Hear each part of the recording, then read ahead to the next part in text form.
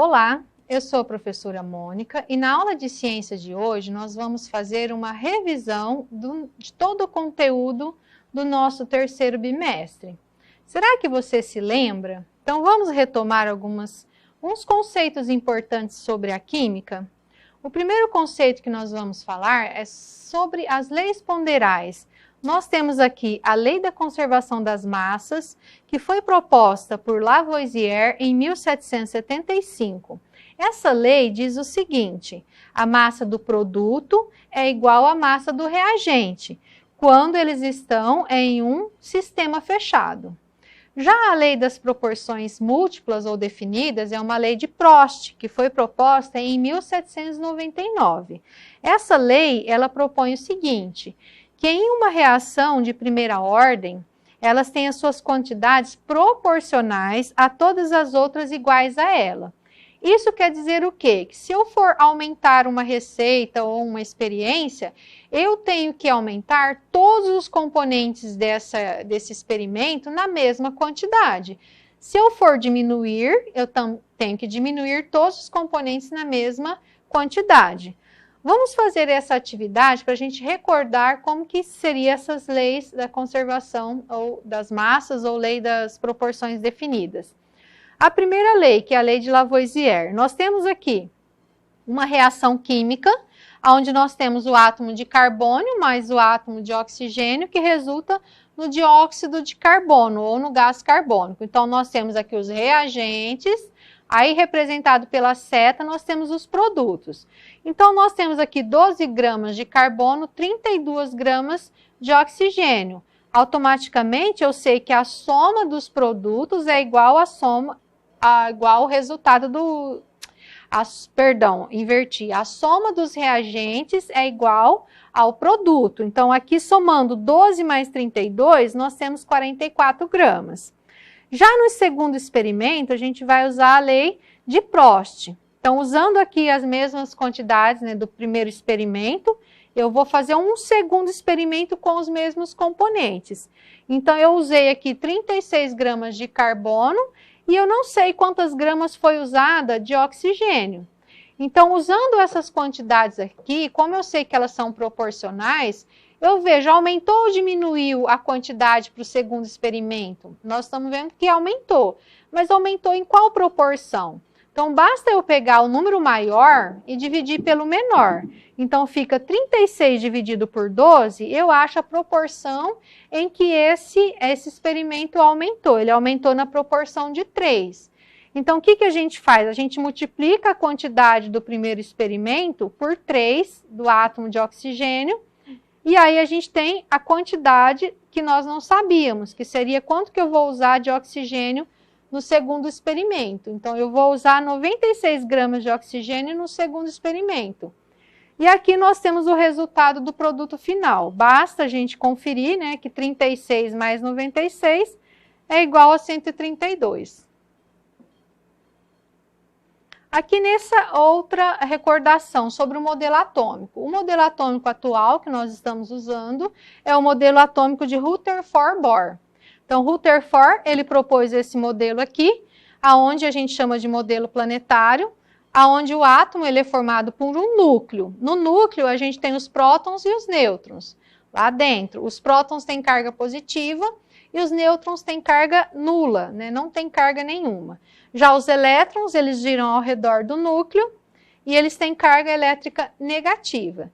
E aí o Bohr propôs, né, seguindo o modelo de Rutherford, que esses elétrons que giram ao redor do núcleo, eles não giram de qualquer forma, eles giram em órbitas bem definidas e com uma quantidade de energia também bem definida. Então, essas órbitas elas são fixas com a quantidade de energia definida.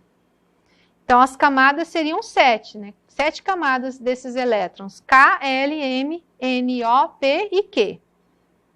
Aí nós temos aqui a participação de Bohr na distribuição dos elétrons nessas camadas. Aqui nós temos a tabela periódica, para vocês verem de onde nós estamos tirando, né, essas informações. Da tabela periódica, que nós já começamos a usar em outros momentos, a gente tira aqui o símbolo do átomo, o nome do átomo. Na parte de cima, segundo a legenda, aqui nós temos o número atômico e a massa atômica está na parte de baixo do símbolo. Em todas as tabelas periódicas, quando vocês forem usar, sempre procura a legenda e veem como que está organizada essa tabela. Às vezes essas informações elas ficam invertidas. Então, é importante consultar a legenda da tabela. Então, nós temos aqui o que é utilizado dessa tabela. Eu sei que nós temos aqui o número atômico. O número atômico ele é o número de prótons presentes no núcleo de um átomo. Então, ele é representado pela quantidade de prótons. O número de nêutrons, eles são partículas presentes no núcleo juntamente com os prótons. E o número de massa é a soma do que a gente tem dentro do núcleo, que são os prótons e os nêutrons. Aqui nós temos a maneira como eles são representados, como eu disse, né, dependendo da tabela periódica, essas informações podem estar invertidas. Então, aqui eu tenho o símbolo, o nome do símbolo, em cima o número de massa e embaixo o número atômico, representado pela letra Z. Aqui nós temos um exercício para a gente recordar. Então, nós temos aqui o símbolo do enxofre, que é o S, que é o símbolo químico. Na parte de cima, a gente tem aqui o número de massa, que é prótons mais nêutrons. Aqui, o número de massa representado pela letra A, P mais N, né, prótons mais nêutrons. Na parte de baixo do símbolo, a gente tem o número atômico, representado pela letra Z. E aqui eu ainda posso descobrir o número de nêutrons, né? O número de nêutrons, ele é representado pela fórmula. O número de massa menos o número de prótons, ou o número atômico. Então, eu teria aqui o número de massa, 32 menos 16. Então, o número de nêutrons desse átomo é 16. Essas são características dos átomos. Aqui nós temos um outro exercício para a gente treinar. Então, determinar o número de elétrons, né, do número. O exercício é para a gente determinar qual a quantidade de elétrons e o número de massa que tem esse átomo. Então, nós sabemos que ele tem um número atômico 24, que está aqui Z igual a 24, e que ele tem 28 nêutrons. Então, se ele tem um número atômico 24, eu já posso obter essas três informações aqui. O número atômico é igual ao número de prótons, que é igual ao número de elétrons. Então, automaticamente, eu já sei todos os valores. Então, o próton também é igual a 24. Agora, eu preciso saber o número de massa. Eu sei que o número de massa é a soma. A é igual a P mais N. Então, basta eu pegar o número de prótons, que eu já descobri, mais o número de nêutrons que ele deu no exercício, e eu descubro aqui o número de massa, que seria 24 mais 28, igual a 52. Uma outra informação importante é sobre os íons, cátions e ânions. Então, um átomo, ele está eletricamente neutro, ele tem que ter a mesma quantidade de prótons e elétrons, que eles são números iguais com cargas opostas. Mas isso nem sempre acontece, porque os átomos, eles se ligam o tempo todo, né? Dificilmente eles se encontram sozinhos na natureza. Então, os íons, eles são átomos que perdem ou ganham elétrons aí nessas ligações químicas. E aí eles são classificados em ânions e cátions. Os ânions são aqueles que recebem elétrons. Quando ele recebe elétron, ele fica com a quantidade de elétrons maior do que normalmente ele teria, que seria isso aqui. E ele é representado assim. Colocamos o símbolo e em cima dele a gente coloca a carga negativa e a quantidade de elétrons que no caso ele recebeu. Então, aqui, ó, o nitrogênio ele recebeu 3 elétrons, tá menos 3. O cloro recebeu um só, tem só um sinalzinho de negativo. O flúor recebeu menos 1 e o oxigênio recebeu menos 2. Então, ele está eletricamente negativo. Aqui nós temos o cátion. O cátion é quando ele perde o elétron. Quando ele perde o elétron, ele fica eletricamente positivo. Por quê? Dentro do núcleo do átomo, nós temos a carga positiva, que são os prótons. Eles não se alteram. Os únicos que se alteram são os elétrons. Então, quando ele perde um elétron, a carga positiva fica maior. Então, ele é representado assim também, ó. Em cima do símbolo, nós temos o número positivo, né, o mais 3, que é a quantidade de elétrons que ele perdeu. Aqui nós temos o Na com só um símbolo positivo, quer dizer que ele perdeu só um elétron. E aqui o magnésio perdeu 2 elétrons e o chumbo, que é o Pb, perdeu 4 elétrons. Então ele ficou com a carga mais 4. Aqui nós temos um resumo, né, do que é um átomo neutro, do que é um cátion, do que é um ânion. Então, átomos, mesma quantidade de prótons e elétrons, átomo neutro. O cátion, ele perdeu elétron, então ele ficou com uma carga positiva maior. O ânion, ele ganhou elétron, então ele ficou com uma carga negativa maior, então por isso ele fica negativo. Aqui nós temos um exercício, né? O elemento sódio, ele perde um elétron. Normalmente ele teria aqui 11 prótons e 11 elétrons, é um átomo neutro. Se ele perder um elétron, ele vai ficar então com 10 elétrons, então a carga positiva fica maior. Então esse átomo é eletricamente positivo. Então ele fica aqui com 10 elétrons e o símbolo dele é o Na+. Nesse outro exemplo a gente tem um ânion, então esse é o átomo de cloro e ele está ganhando um elétron. O átomo neutro, ele tem 17 prótons e 17 elétrons. Aí ele ganha um elétron e ele vai ficar um átomo ionizado negativamente. Por quê? Ele vai ficar com 17 prótons e 18 elétrons. Um elétron, né, a mais do que prótons. Então, eletricamente negativo. E ele é chamado de ânion. Aqui nós temos uma outra característica do átomo, que são as semelhanças atômicas. Então, as semelhanças atômicas nós temos aqui os isótopos, quando os átomos eles têm o mesmo número atômico, aqui embaixo do símbolo. Eles têm o mesmo número atômico, mas eles têm diferentes números de massas e também diferentes números de nêutrons. Aqui nós temos os isóbaros. Eles têm o mesmo número de massa, que é o número que fica em cima do símbolo, mas eles têm diferentes números de prótons e número atômico, que é o que fica embaixo, e também tem diferentes números de nêutrons. Aqui nós temos os isoeletrônicos, eles têm o mesmo número de elétrons, mas eles têm diferentes números atômicos, diferentes números de massas, diferentes números de nêutrons. Esse aqui, ele tem que fazer o cálculo, né? Porque são íons aqui, tá vendo? Não é um átomo neutro. E os isótonos são aqueles que têm o mesmo número de nêutrons, mas eles têm diferentes números atômicos, diferentes números de massa. E para isso a gente tem que fazer o cálculo, né? O número de massa menos o número atômico, a gente acha o valor de nêutrons. Então, esses dois átomos, eles têm 2 nêutrons e esses dois átomos têm 7 nêutrons. Aqui nós temos um outro exemplo desse exercício, onde aqui o átomo A são isótopos, mesmo número de prótons. O segundo exemplo, eles são isóbaros, mesmo número de massa, mas diferentes números atômicos. E o número de isótonos, né? O mesmo número de nêutrons. Aqui eu calculei todos os números de nêutrons. E o único que tem o mesmo número de nêutron aqui é o último exemplo, que são os isótonos, que tem 16 nêutrons.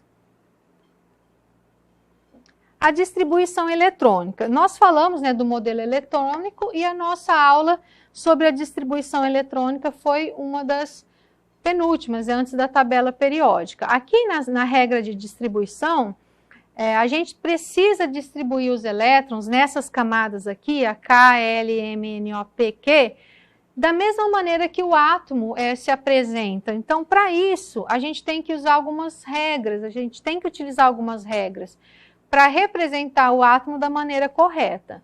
Então, existem 3 regras. A primeira regra é, os elétrons eles devem ser distribuídos de modo a completar cada camada, iniciando-se sempre pela camada K. Caso o número de elétrons seja maior do que a capacidade dessa camada, os elétrons restantes eles devem ser distribuídos na camada seguinte, e assim sucessivamente. A segunda regra, a última camada não pode ter mais de 8 elétrons. E a terceira regra, a penúltima camada não pode ter mais de 18 elétrons.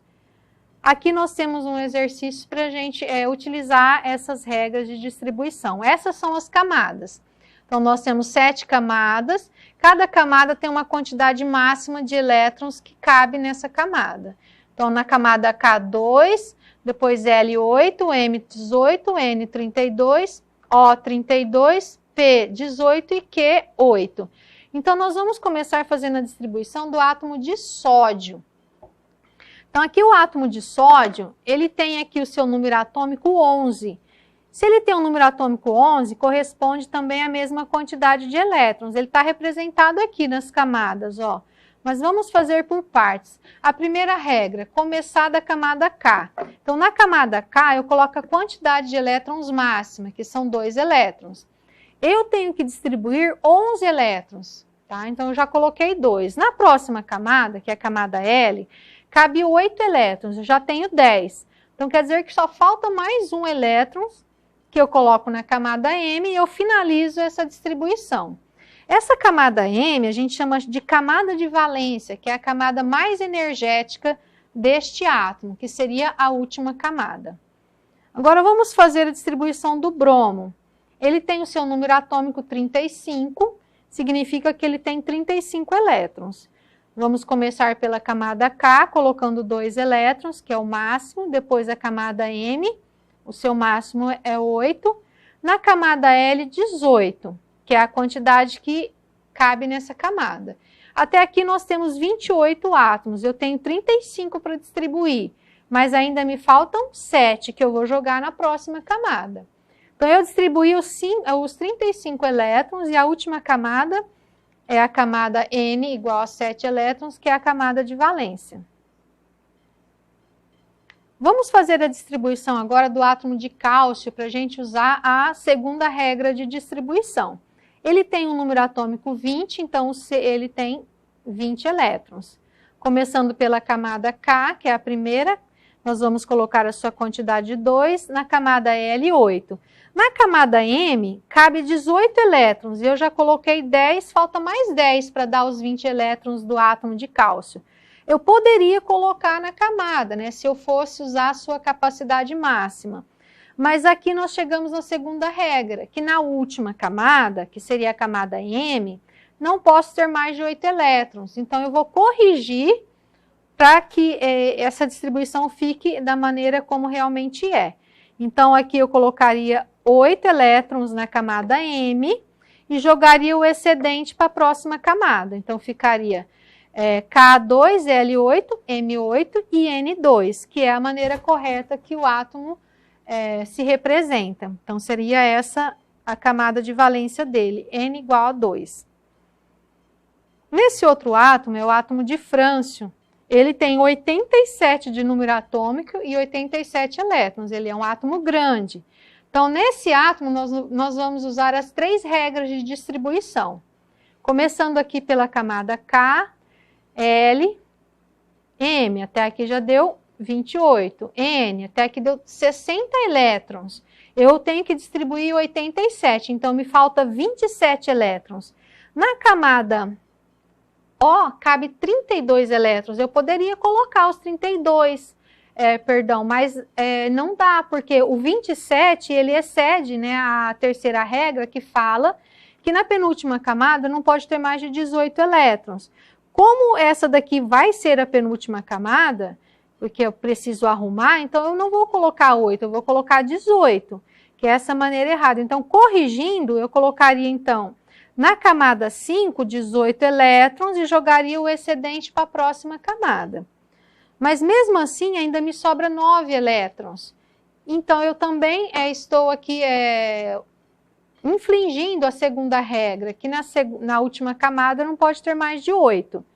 Então, quando acontece isso, a gente arruma novamente. Então, eu vou arrumar novamente. Então, na camada O ficaria 18, na camada P, 8, e eu jogaria o excedente para a próxima camada, que ficaria 1. Então, essa seria a maneira correta, né, de fazer a distribuição aí dos elétrons. E a nossa aula de hoje fica por aqui. Esse resumo, né, de todo o bimestre, ele é muito importante que vocês estudem e refaçam os exercícios. Eu fiz um apanhado de tudo que é importante, né, para vocês estudarem sobre esse bimestre. Tá? Então, bons estudos e até a nossa próxima aula.